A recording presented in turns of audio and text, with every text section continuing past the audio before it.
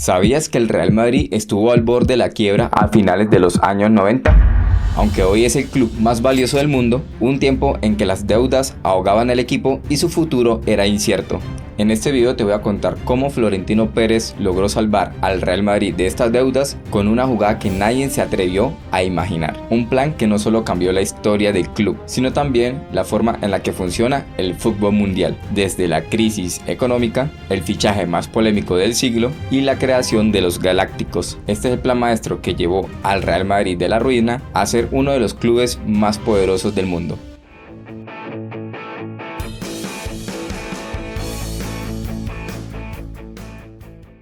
Iniciemos con la parte 1, el contexto oscuro.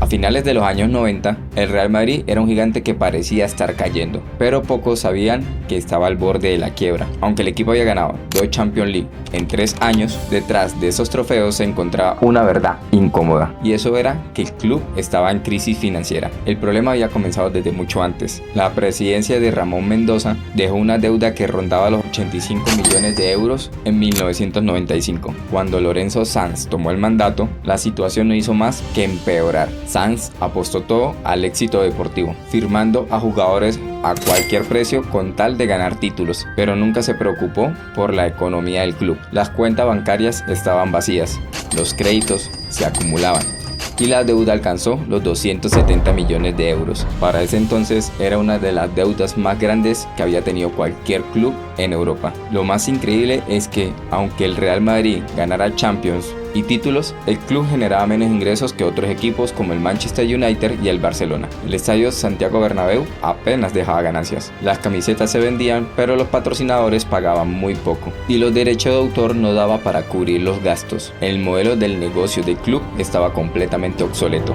Mientras tanto, el Barcelona vivía una época dorada con Louis van Gaal como entrenador y jugadores como Rivaldo y su máxima estrella, Figo. En ese momento el Barcelona no solo era el máximo rival del Real Madrid, también era el club que marcaba el camino en el fútbol moderno. El modelo del Barcelona se basaba en una fuerte inversión en marketing y en la explotación de la imagen de sus jugadores. El Real Madrid, en cambio, vivía con las ideas del pasado. Ganar títulos era suficiente para el club, pero la realidad era otra. Los bancos ya no querían prestar dinero, los jugadores cobraban con retraso y las instalaciones del club estaban en pésimo estado. Y si la situación seguía así, el Real Madrid podría haber terminado vendiendo jugadores o terrenos para apenas sobrevivir. El club necesitaba algo más que títulos, necesitaba una transformación completa. Y mientras la crisis se apoderaba del club, un hombre con una visión diferente estaba preparando su regreso. Florentino Pérez no era un empresario cualquiera, había visto cómo funcionaban las grandes empresas y sabía que el fútbol estaba cambiando. El deporte ya no era solo una cuestión de pasión, era un negocio global que movía millones, pero para poder llevar al Real Madrid al siguiente nivel, primero debía ganar las elecciones presidenciales del año 2000 y para hacerlo necesitaba prometer algo que muchos en el mundo creían algo imposible: robarle al equipo del Barcelona a su jugador de fútbol preferido, Luis Figo, su mejor jugador y el Balón de Oro a la fecha. Parte 2. El hombre con la visión. En medio del caos que devoraba al Real Madrid, con las cuentas en rojo y el orgullo del club por el suelo, apareció un nombre que parecía sacado de otro mundo. Este señor es Florentino Pérez. Hasta el momento, Florentino no era más que un empresario del mundo de la construcción, un ingeniero y político de la empresa ACS, una de las constructoras más grandes de España, un hombre acostumbrado a levantar edificios, pero que ahora estaba decidido a levantar el club más grande de Europa. Lo curioso es que su primer intento había sido un fracaso. En 1995 se presentó como candidato a la presidencia del Real Madrid, pero perdió las elecciones frente a Ramón Mendoza. Aquella derrota lo alejó por un tiempo, pero en silencio, Florentino había estudiado al club desde lejos y notaba que era una empresa en ruinas. Él sabía que el problema del Real Madrid no solo era una deuda, era la mentalidad con la que se manejaba el club. El mundo estaba cambiando. El fútbol ya no se jugaba solo en el campo, se jugaba en los despachos, en los contratos publicitarios y en los mercados globales. El Manchester United ya lo había entendido, convirtiéndose en el club más rico del mundo gracias a la venta de camisetas y acuerdos comerciales. El Barcelona también estaba comenzando a explotar las imágenes de sus jugadores, pero el Real Madrid seguía pensando que con ganar títulos podría sostener al club. Bueno, aquí hago un paréntesis para resaltar algo, y es que hasta la fecha 1995 el Real Madrid ya había ganado 26 Ligas de España, 17 Copa del Rey, 6 Champions League y 4 Supercopa de España. Y otros premios más del cual estaremos hablando en otro video. Si quieren que haga un video de eso, déjenmelo saber en los comentarios. No olvides suscribirse al canal si este contenido te gusta y activar las notificaciones. Pero continuemos. Florentino tenía una visión que nadie más tenía: convertir al Real Madrid en una marca global. Pero ¿cómo podía convencer Florentino Pérez, una persona empresaria con cara seria y sin nada de experiencia en fútbol, que él era el hombre indicado para salvar al club? Aquí es donde Florentino Pérez demostró que su mejor jugada no era el dinero, era la estrategia.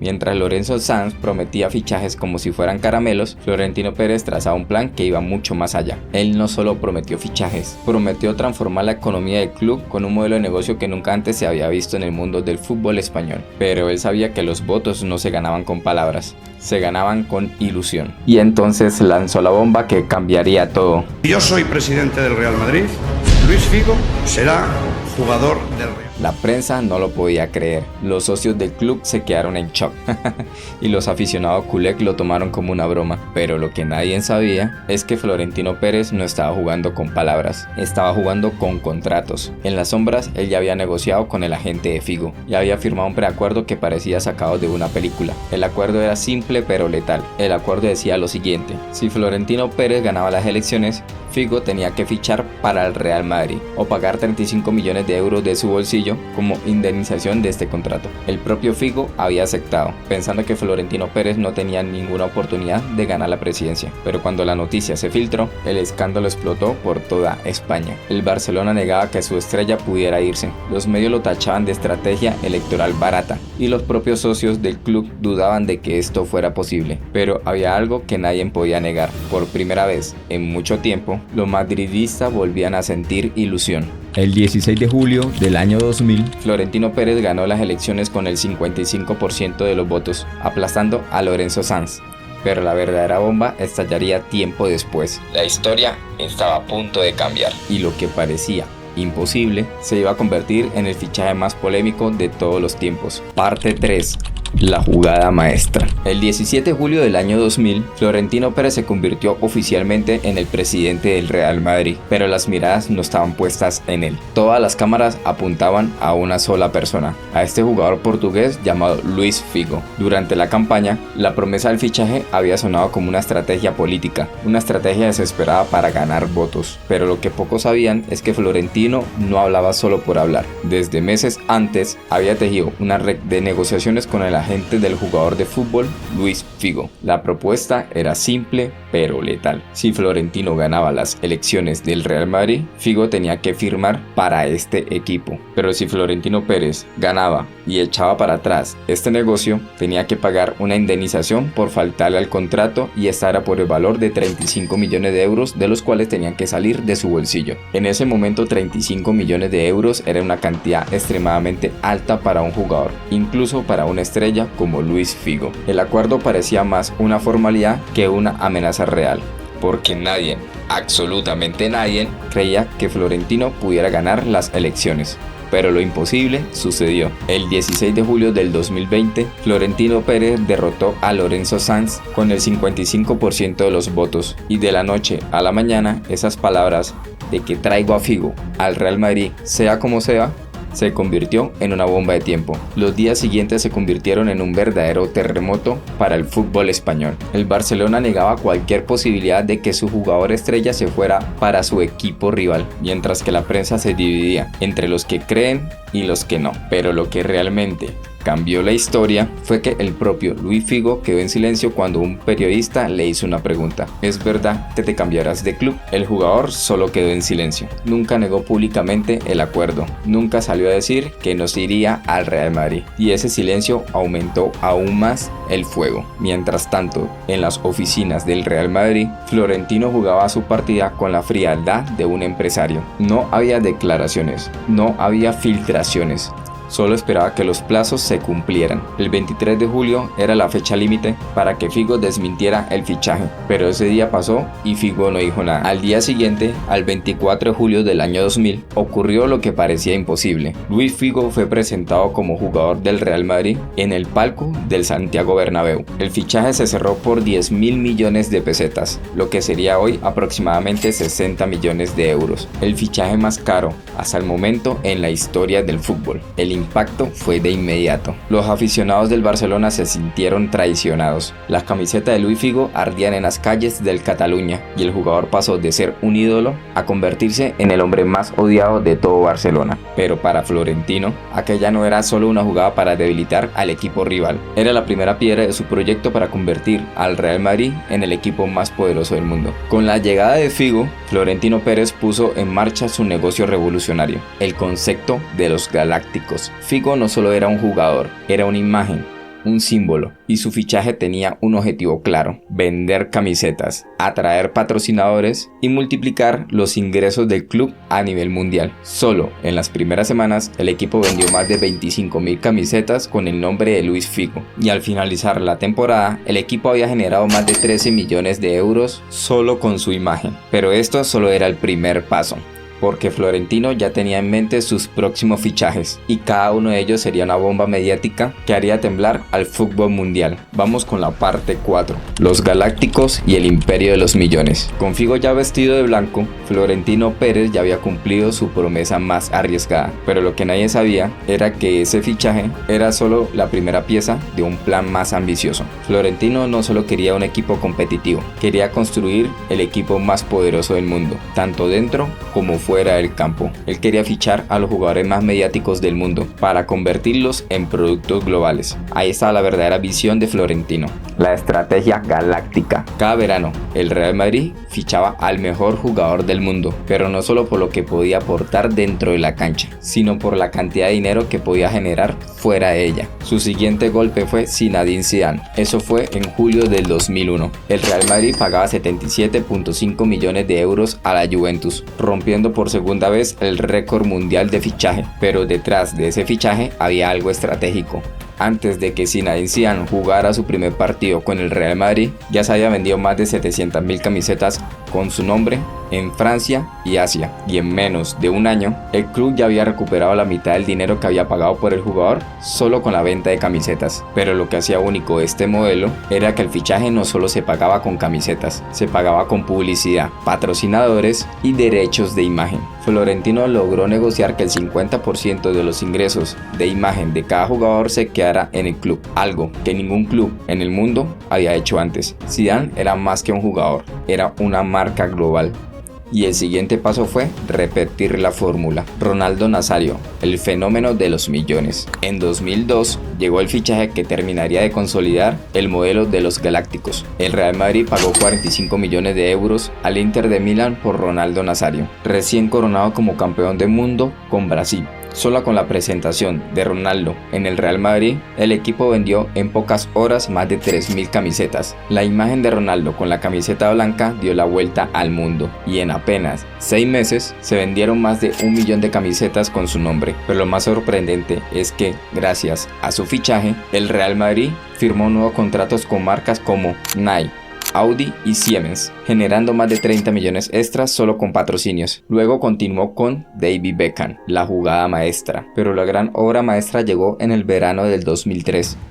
Florentino Pérez quería conquistar un mercado que nadie se había atrevido a conquistar, Asia y Estados Unidos, y el elegido para esa misión era David Beckham. El Real Madrid pagó 35 millones de euros al Manchester United, pero este fichaje no solo era fútbol, era puro marketing. Beckham era el jugador de fútbol más popular para esa época, un ícono de la moda. En menos de un mes, las ventas de camisetas del Real Madrid se duplicaron, y solo con la gira por Asia en el verano del 2003, el club generó más de 22 millones de euros. Ahora hablemos de las cifras que cambiaron la historia. Cuando Florentino Pérez llegó a la presidencia en el año 2000, el Real Madrid tenía una deuda de 270 millones de euros y los ingresos anuales solo rondaban los 118 millones de euros. Solo 4 años después, en el 2004, al club ya le ingresaban más de 300 millones de euros al año. Y para esa fecha se había convertido en la institución deportiva más rica del mundo. ¿Que cómo lo logró? En el año 2000, el club solo tenía 3 patrocinadores principales. Y para el 2004 ya contaban con 20 patrocinadores globales. Y aquí va una comparación. En el año 2000, el equipo solo vendía 300.000 camisetas en el año. Y en el 2004 vendía más de 1.6 millones de camisetas por temporada. El 40% de los ingresos al club ya no venían de solo fútbol, venían del marketing, la publicidad y los contratos comerciales. Florentino había construido un modelo económico que transformaba cada fichaje en una máquina de generar dinero y convirtió al Real Madrid en la marca deportiva más valiosa del mundo. Pero este modelo tenía una trampa mortal. Mientras las cuentas bancarias se llenaban, el equipo se comenzaba a vaciar de títulos. Antes de continuar, recuerden suscribirse a este canal si el contenido les gusta. También recuerden dejarme el comentario por si quieren ver temas de otros futbolistas. Ahora sí, continuemos. El doble filo de los galácticos. Entre el 2003 al 2006, el Real Madrid fichó a Figo, Zidane, Ronaldo Nazario, David Beckham, Owen, Robinho y Casano, pero solo ganó 2 ligas de España y una Champions League en 6 años que llevaba como presidente. El exceso de estrellas había llenado el club de dinero, pero había vaciado el espíritu competitivo del equipo. Los jugadores parecían más preocupados por los anuncios publicitarios que por los partidos, y los aficionados comenzaron a preguntarse si Florentino Pérez estaba construyendo un equipo de fútbol o una agencia de modelaje. ¿Ustedes qué opinan? La máquina de hacer dinero estaba funcionando a la perfección, pero el precio era demasiado alto. El imperio que casi se derrumba. Para el 2006, la fórmula galáctica estaba agotada. Florentino había construido el club más rico del mundo, pero también había construido una plantilla sin hambre de títulos. La crisis se acercaba y Florentino Pérez estaba a punto de pagar el precio de su propia creación. Pero antes de caer, aún quedaba una última carta por jugar. Parte 5. La caída de los galácticos y la redención de Florentino Pérez. Florentino Pérez había convertido al Real Madrid en la marca deportiva más poderosa del mundo, pero mientras las cuentas bancarias del club crecían a niveles nunca antes vistos, en el campo la magia se apagaba poco a poco. El modelo galáctico, que había sido su mayor creación, también se estaba convirtiendo en su mayor error. El inicio de la caída. 2003-2004. La llegada de David Beckham en el verano del 2003 fue el punto más alto de los galácticos, pero paradójicamente también fue el comienzo del declive. Con David Beckham, el Real Madrid no solo tenía al jugador más importante como imagen en ese entonces, sino que había logrado firmar contratos millonarios con marcas como Pepsi, Adidas, Siemens, Audi y Nike, que le dejaban al club más de 30 millones de euros anuales, solo en patrocinadores. Pero en la cancha, la historia era otra. A pesar de tener una plantilla llena de estrellas, el equipo no logró ganar ningún título en la temporada 2003-2004. El vestuario estaba dividido entre egos, fiestas y rumores de indisciplina. La falta de una estructura sólida comenzó a pasar factura. El error que lo cambió todo.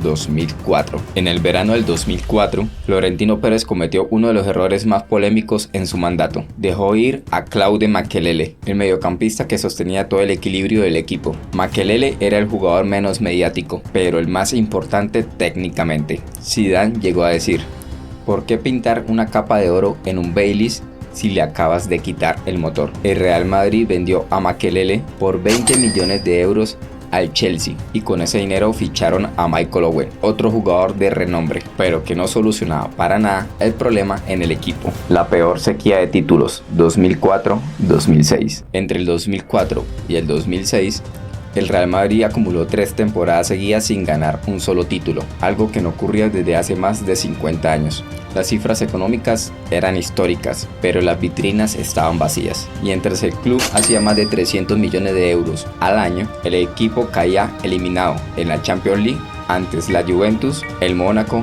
y el Arsenal, todos rivales teóricamente inferiores a él. Como lo dije hace un momento, los jugadores parecían más preocupados por las campañas publicitarias que por los próximos partidos de Champions.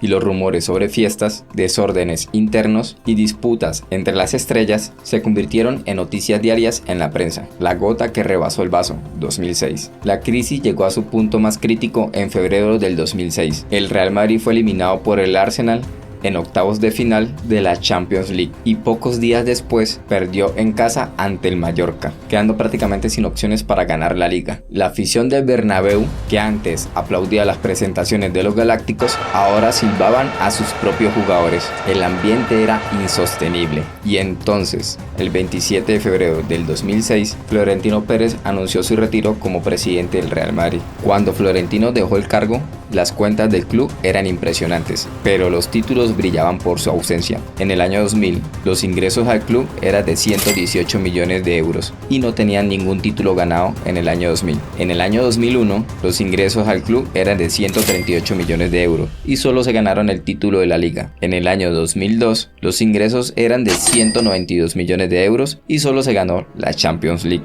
En el año 2003, los ingresos al club eran de 236 millones de euros y solo se ganó la liga. En el año 2004, los ingresos fueron por 275 millones de euros, pero no se ganó absolutamente nada. En el año 2005, los ingresos fueron por 300 millones de euros y tampoco se ganó ningún título. Pero en el año 2006, los ingresos fueron por 310 millones de euros y ahí fue cuando Florentino tomó la decisión de retirarse.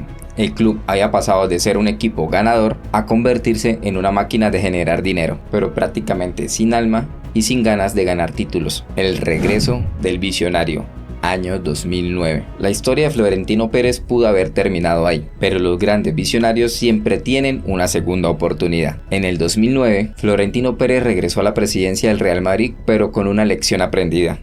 El dinero por sí solo no gana títulos, pero el dinero bien invertido sí gana títulos. Esta vez su plan sería diferente. Los galácticos regresarían, pero con una base deportiva sólida y una nueva mentalidad ganadora. Los fichajes ya no solo serían de estrellas mediáticas, sino que estaría acompañado también de jugadores con hambre de títulos. Ahora viene el nuevo modelo galáctico. En ese mismo verano, Florentino Pérez fichó a Cristiano Ronaldo, Kaká, Karim Benzema y a Xabi Alonso, gastando más de 250 millones de euros. Pero esta vez no solo fichaba marketing, también fichaba fútbol. Florentino había aprendido la lección y estaba dispuesto a redimir su propia creación. Continuamos con la redención de Florentino.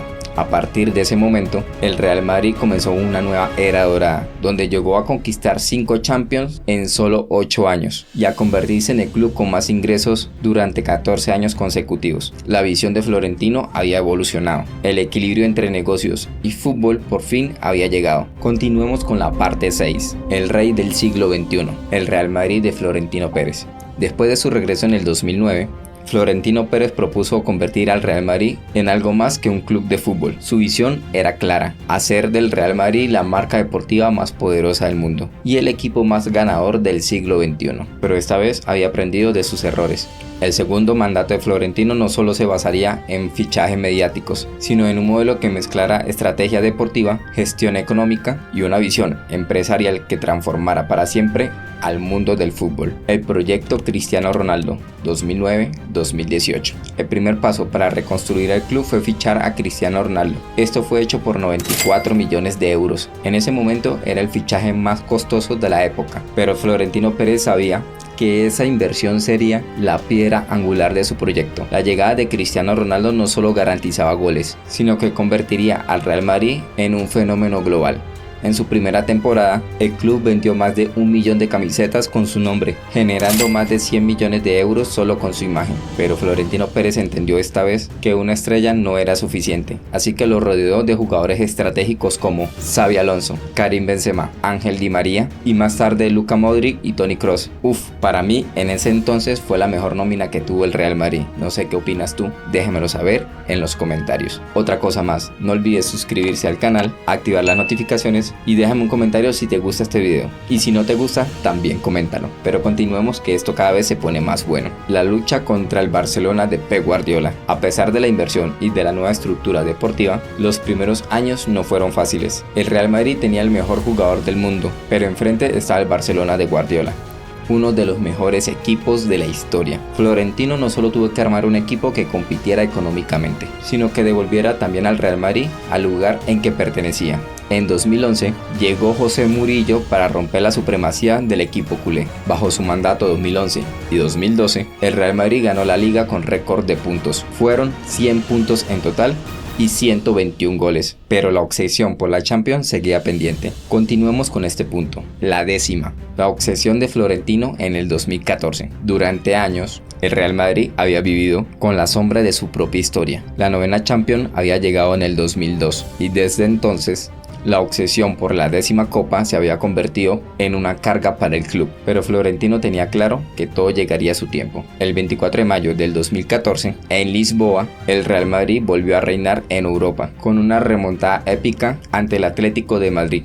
El gol de Sergio Ramos en el minuto 93 se convirtió en uno de los momentos más icónicos de la historia del club. Aquella noche, Florentino Pérez celebraba su primer gran título europeo y la obsesión por la 10ª se convirtió en el inicio de la era más gloriosa del club, el Imperio Económico 2015-2020. Mientras el equipo ganaba títulos, Florentino seguía expandiendo el imperio económico del Real Madrid. Durante estos años, el club firmó acuerdos con patrocinadores como Emirates, Adidas y Audi, que generaban ingresos superiores a los 150 millones de euros por temporada. Además, la marca Real Madrid se consolidó como la marca más valiosa del mundo, con una valorización de más de 4.000 millones de euros. Bajo su mandato, el club pasó de ingresar 300 millones de euros anuales en el 2006 a más de 750 millones de euros en el 2020, el modelo que conquistó a Europa 2016 al 2018. Pero lo más impresionante estaba por llegar. Entre el 2016 y el 2018, el Real Madrid ganó 3 Champions League consecutivas, algo que ningún equipo había logrado hacer en la era moderna. El modelo florentino funcionaba como una máquina perfecta. Negocio, imagen y fútbol, todo en completo equilibrio. Cristiano Ronaldo era la cara visible del equipo, pero detrás había una estructura dirigida por hombres como Modric, Ramos, Marcelo y Benzema, que mezclaban talento con experiencia y sacrificio. El año 2009, los ingresos al club eran por 400 millones de euros y a la fecha no se había ganado ninguna Champions League. El equipo valía alrededor de 950 millones de euros. El año 2014, los ingresos al club fueron por 550 millones de euros y ahí fue cuando se ganó la 10ª, y el valor del club rondaba los 2.000 millones de euros. En el año 2018, los ingresos al club fueron por 750 millones de euros. Se ganaron 4 títulos y el equipo valía alrededor de 3.600 millones de euros. Y en el año 2020, los ingresos al club fueron alrededor de 750 millones de euros. También se ganaron 4 títulos y el equipo agarró un valor máximo de 4.200 millones de euros. Continuemos con la reforma del Santiago Bernabéu. Pero Florentino quería dejar un legado mucho más allá de títulos. En el 2020 presentó el ambicioso proyecto de reformar el Estadio Santiago Bernabéu, una obra que costaría más de 800 millones de euros y que convertiría al Santiago Bernabéu en el estadio más moderno del mundo, con tecnología 360, techo retráctil y capacidad para generar ingresos de más de 200 millones de euros anuales. Este proyecto era la prueba de que Florentino no solo quería ganar en la cancha, quería que el Real Madrid fuera un modelo de negocio global, como lo es Apple, Amazon y Disney. Continuemos con el legado de Florentino. El segundo mandato de Florentino Pérez ha sido el más exitoso en la historia del Real Madrid. Bajo su presidencia, el club ha ganado 6 Champions League, 6 mundiales de clubes, 6 ligas, 5 Supercopas de Europa y 2 Copas del Rey. Florentino ha construido un modelo que combina pasión, negocio y visión, convirtiendo al Real Madrid en el club más poderoso del planeta. Continuamos con la parte 7, el estadio del futuro y el Real Madrid como imperio global, 2019-2024. El verdadero legado no solo se mediría por trofeos, sino por el impacto económico y empresarial que dejará para las próximas generaciones. Y ese legado tiene nombre propio, el nuevo Santiago Bernabéu. Hablemos de este título, el nuevo Santiago Bernabéu, el proyecto de una vida. Desde su regreso en el 2009, Florentino había estado planeando una revolución que cambiaría para siempre la historia del Real Madrid. El Santiago Bernabéu era un símbolo de grandeza, pero con más de 70 años de historia. El estadio se había quedado obsoleto frente a las exigencias del fútbol moderno. La idea era ambiciosa, convertir al estadio Santiago Bernabéu en el estadio más moderno del mundo.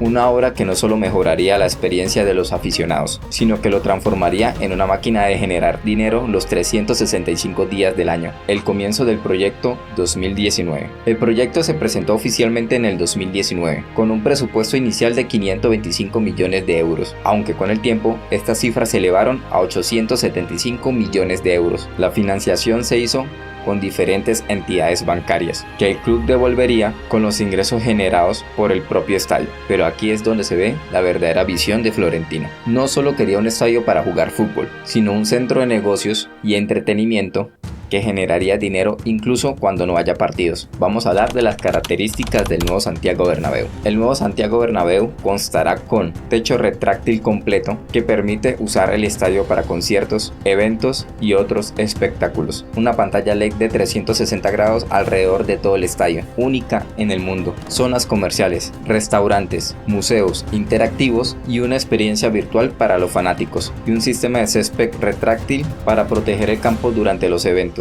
lo que permitirá realizar hasta 300 eventos en el año. Capacidad para ganar más de 200 millones de euros al año con actividades no deportivas. Hablemos de la pandemia que lo cambió todo en el 2020. En el 2020, la pandemia, ya todos sabemos cuál es, paralizó el fútbol mundial, pero para Florentino Pérez la crisis se convirtió en una oportunidad. Mientras que otros clubes sufrían por pérdidas millonarias, el Madrid aceleró las obras del Bernabéu, aprovechando que los partidos se jugaban a puerta cerrada. Durante ese periodo, el club logró mantener una economía estable, reduciendo su deuda y gestionando los gastos de forma impecable. Ya saben, muchachos, no olviden suscribirse al canal y activar la campanita para que estén informados de todo el contenido que subo. Continuemos. El Real Madrid, el club más rico del mundo, fecha 2023. Gracias a la gestión de Florentino, en el 2023 el Real Madrid fue nombrado por la revista Forbes como el club de fútbol más valioso del mundo, con una valorización de 5.100 millones de dólares. Pero lo más sorprendente no era solo la cifra, era la manera en la que el club había alcanzado ese puesto. El Real Madrid ya no dependía solo de la venta de jugadores y de derechos televisivos. Ahora era una marca global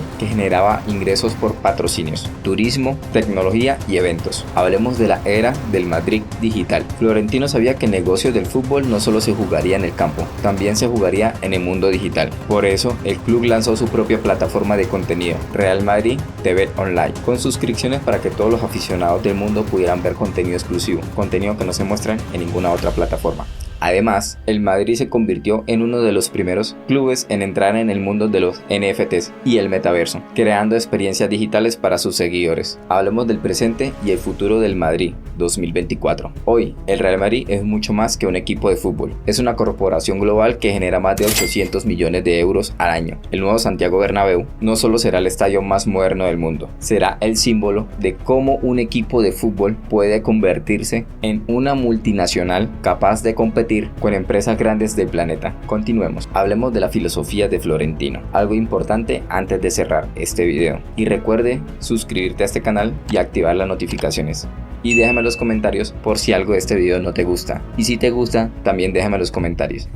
Si algo ha demostrado Florentino Pérez en todos estos años, es que el éxito deportivo y el éxito económico pueden ir de la mano. Su modelo se basaba en 3 pilares. 1. Grandes fichajes que potencien la marca global. 2. Infraestructura moderna que genere grandes ingresos. 3. Gestión empresarial basada en la autosuficiencia económica. En el año 2009, los ingresos al club fueron por 400 millones de euros. El valor del club fueron por 950 millones de euros y la deuda en ese entonces era de 327 millones de euros. En el año 2019, los ingresos al club fueron por 750 millones de euros. El club valía aproximadamente 3.200 millones de euros.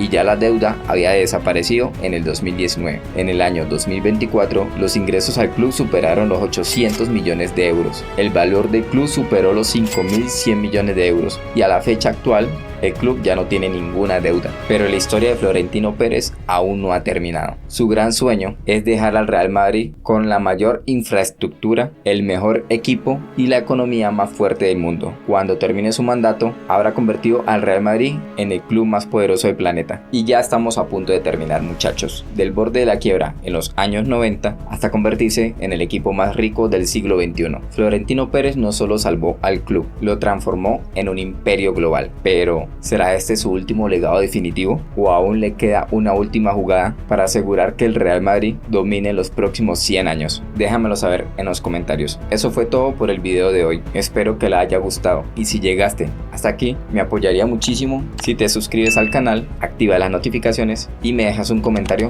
del próximo jugador o persona de la que quiere que hable. Un abrazo fuerte y nos vemos en un próximo video. En la buena, muchachos.